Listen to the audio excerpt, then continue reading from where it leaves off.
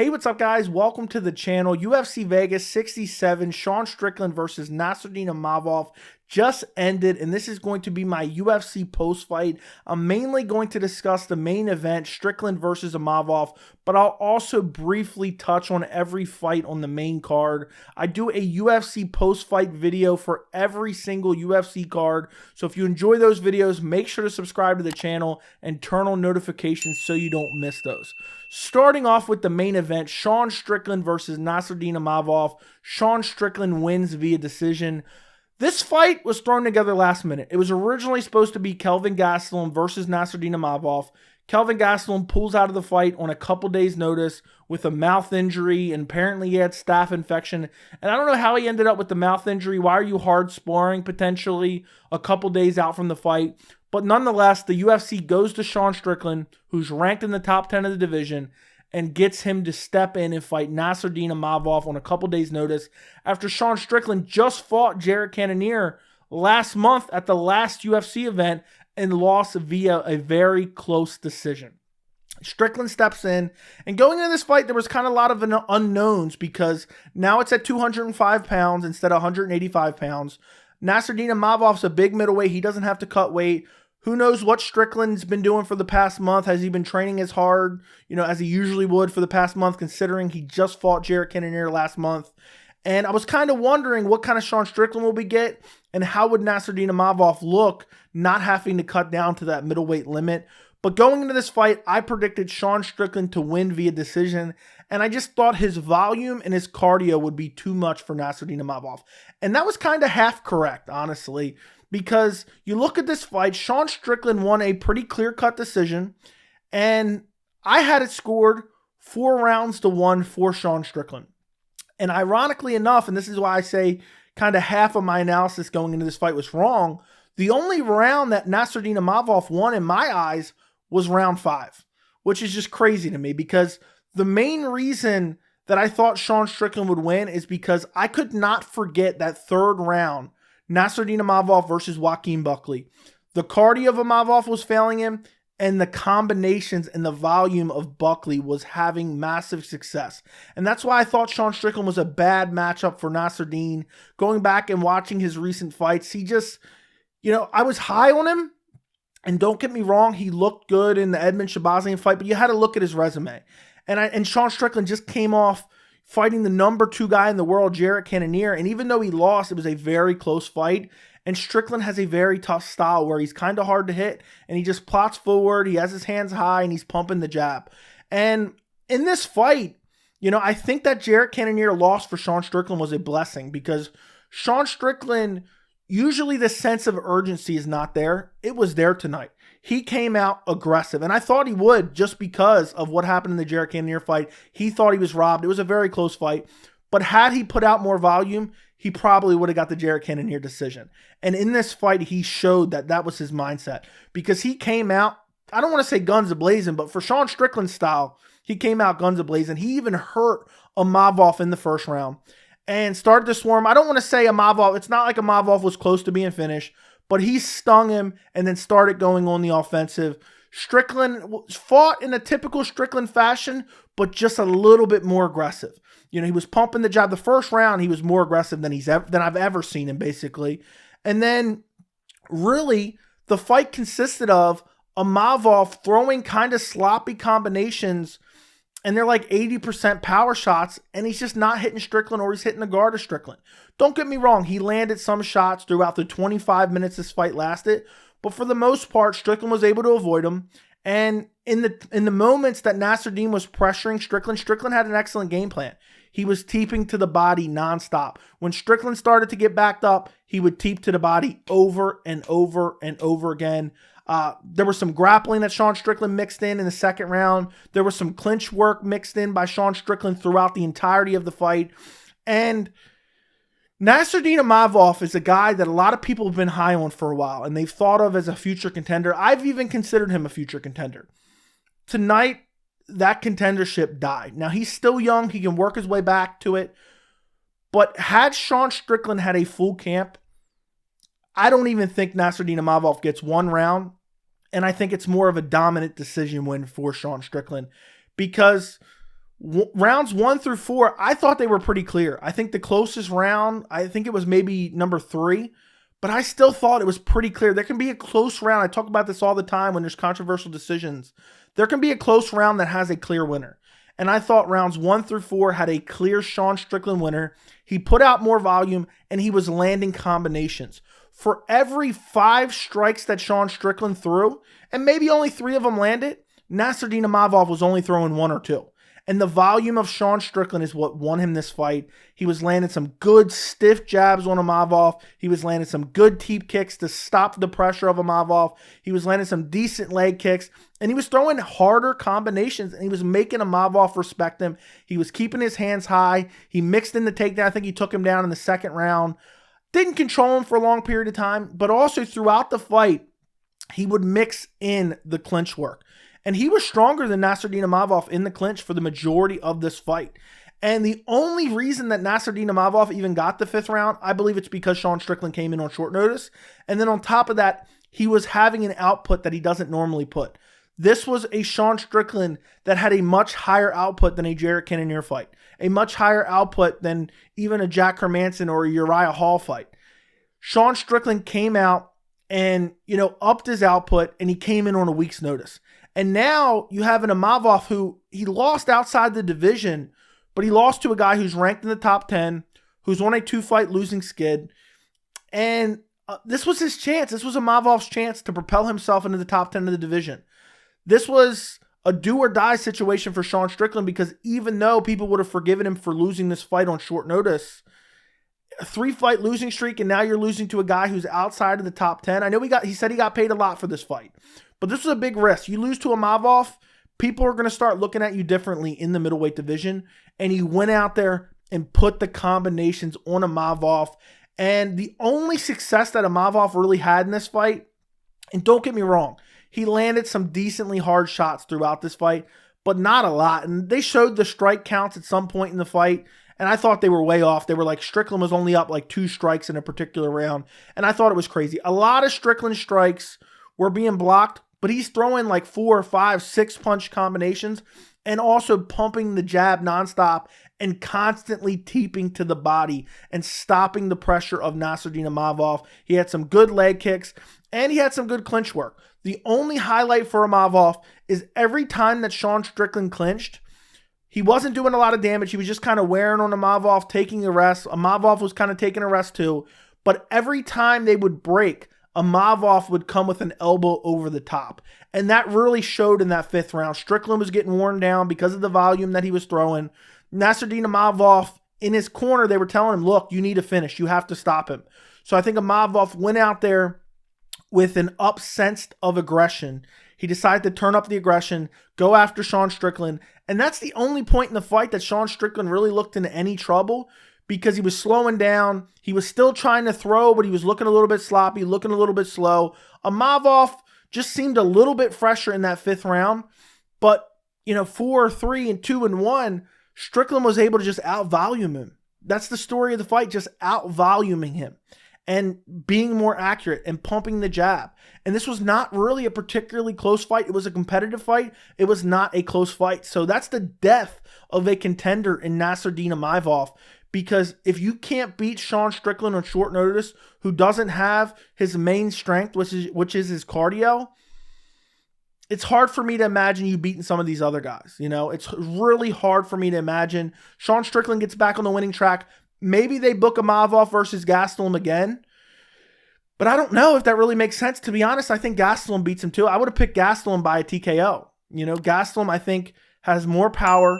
Gastelum is more aggressive than Sean Strickland, even when Sean Strickland is more aggressive than his normal self. And I don't know if they rebook that. And I think if they do, I think Gastelum probably wins. Gastelum had a really close fight with Jared Cannonier, who's ranked number 2 in the world. And I know a lot of people are saying Gastelum's fallen off a cliff and he has suffered a lot of injuries and a lot of pullouts. But I don't favor Imavov against Gastelum, especially not after this fight. And for Sean Strickland, he gets back in the win column. He gets off of that 2-fight losing streak. And I know we're going to run Adesanya versus Pereira back. And I know Sean already has a loss to Pereira via knockout. But if Adesanya is able to get that belt back, I know they'll probably run a trilogy, honestly. But let's say Adesanya somehow ends up the champion by the end of the year. Sean Strickland is on the short list of contenders that have not fought Israel Adesanya. So Strickland's kind of put himself in a good position. He can probably get another big fight, maybe another main event. He said he got paid a lot in the post-fight just for taking this fight on short notice. And he went out there and made Imavov look like he didn't even belong, honestly. And a lot of people expected Nassourdine to go out there and put on a much better performance considering he had a full camp. And it's not like the stylistic change was massive. It's not like he went from, a Conor McGregor to a Khabib Nurmagomedov stylistic matchup. I know that's a different weight class, but you get the point. It's not like he really has an excuse here. Sean Strickland's cardio was compromised because he came in on short notice, and Nassourdine Imavov lost the first 4 rounds. So I don't know where Imavov goes from here. I think his stock drops a bit. I don't want to say it's catastrophic, but he's definitely not in that list of contenders anymore because you're losing to a short notice Sean Strickland. You didn't look particularly great. There wasn't really any high moments in this fight outside of the aggressiveness in the 5th round, but Sean Strickland could have outgrappled him in this fight, I believe. He showed it in the 2nd round. He took him down. Obviously, Strickland wasn't looking to just grapple him in this fight. Also, he's probably worried about his cardio there, but he bullied him in the clinch for the majority of the clinch exchanges. Don't get me wrong. I know Nassourdine landed those elbows multiple times on the exit, but Strickland was getting the more dominant positions in the clinch. Strickland was able to take him down, and Strickland was able to outstrike him. And Strickland was able to rock him in the 1st round as well, or hurt him. I don't know if I want to call it, he was rocked. It's not like he was close to being finished. Strickland doesn't have a lot of power. He's not known for his power at all. So Nassourdine Imavov, I don't know where he goes from here. Sean Strickland gets back in the win column, gets paid a bunch, and should get a big fight in his next fight. Top 10 in the middleweight division. Probably another headliner of a fight night card. Moving down to the co-main event, Dan Ige versus Damon Jackson. Dan Ige with the 2nd round KO. The 1st round, Dan Ige was just boxing him up, landing the better shots. At one point, Dan Ige was ripping uppercuts as Damon Jackson was looking for a takedown in the 1st round, and then landed some good uppercuts. And as they broke, he kind of palmed Damon Jackson's head away. And the glove touched the eye of Damon Jackson. Damon Jackson started grabbing his eye. Jason Herzog stopped the fight. And then he looked at the replay and realized, okay, the glove went in the eye. And then he still had the doctor looking at the eye. He still warned Dan Ige. And I don't want to make this a complaint session about the refereeing. And Jason Herzog, I consider the best referee right now. Since when is it illegal for the glove to go in the eye? It's illegal for the fingers to go in the eye. So the action should have been resumed. If the glove in the eye is illegal, then I guess every punch to the eye is illegal because the knuckles are wrapped in the glove. Okay, so it made no sense, and he's still warning Dan Ige, but nonetheless, after it resumed, Dan Ige still landing big shots. Damon Jackson looking for step-in knees as Ige's kind of ducking down, looking for power shots, but Ige's ripping to the body, ripping upstairs, and eventually in the 2nd round, this is pretty much how the fight went. Dan Ige was chopping the legs well. Damon Jackson was doing well. He was just circling and circling and circling, but not having a lot of success.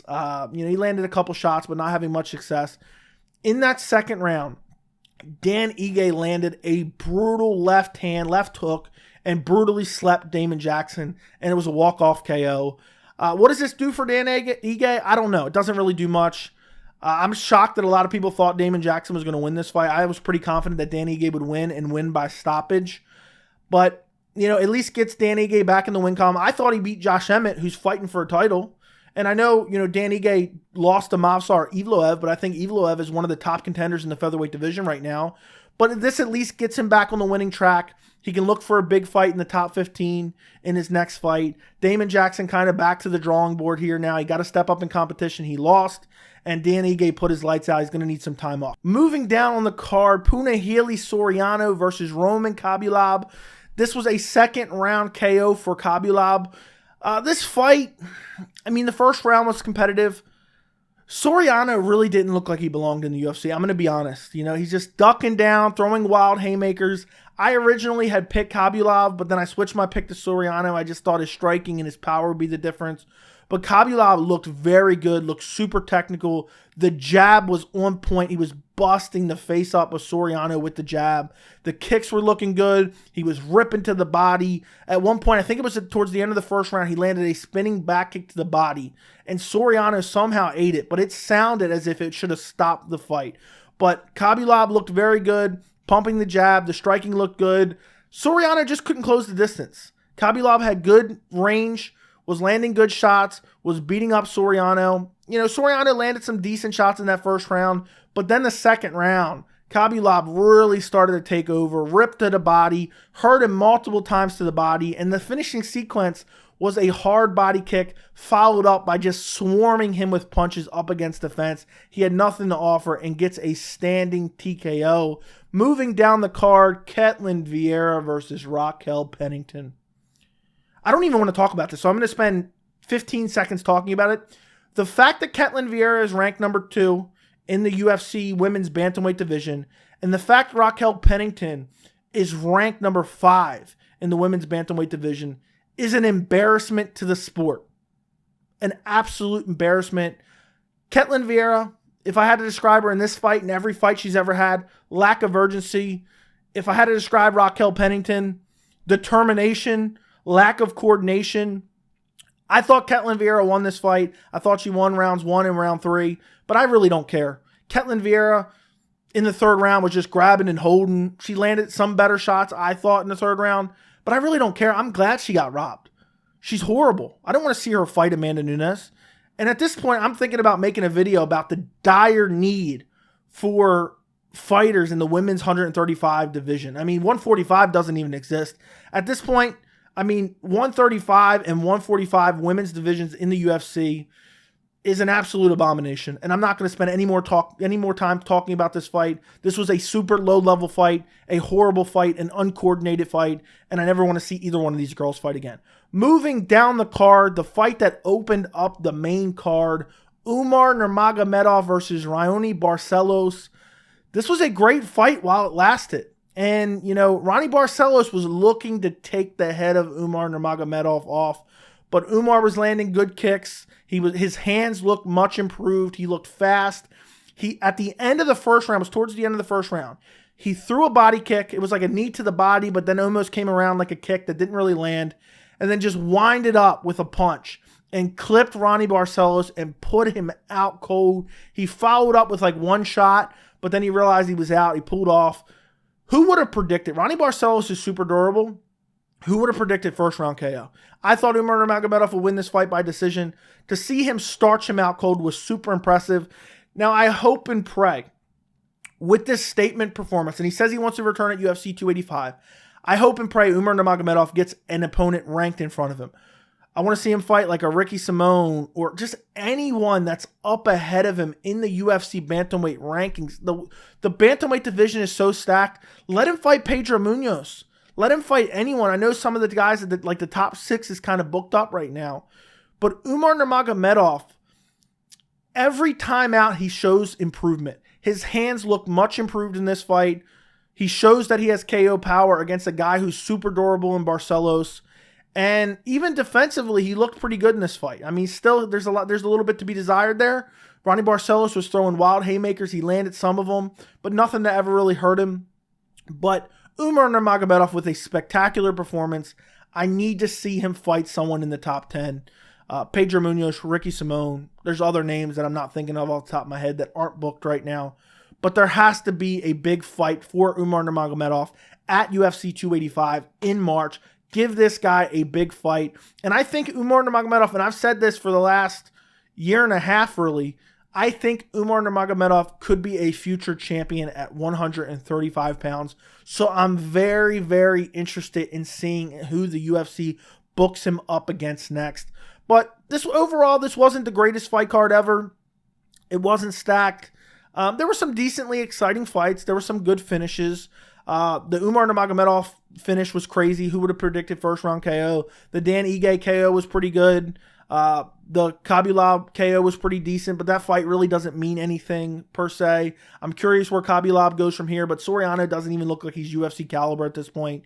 And the Sean Strickland Nassourdine Imavov, while it was a good fight, what does it mean? Because it happened at light heavyweight. So we'll see what happens. It was an interesting card. Sean Strickland gets the win in the main event. Let me know what you guys think about all this down in the comments. Thank you so much for watching the post fight. Don't forget to like the video, and I will see you in the next video.